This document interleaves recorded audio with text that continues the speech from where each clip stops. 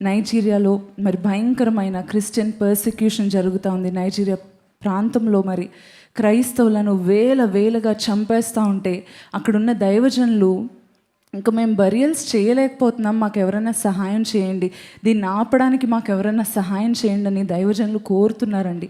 మేము బరియల్స్ చేయలేకపోతున్నామండి, కంటిన్యూస్గా ఇంతమందిని చంపేస్తూ ఉంటే ఎలా బరీ చేయగలం అని చెప్పి అడుగుతూ ఉన్నారు.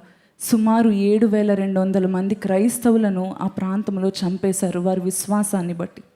మరి ఒక్కొక్క కుటుంబం యొక్క కథ వింటూ ఉంటే మీరు వార్తల్లో చూస్తే లేకపోతే చదివినట్లయితే ఎంతగానో హృదయం కలిచివేయబడతా ఉంది.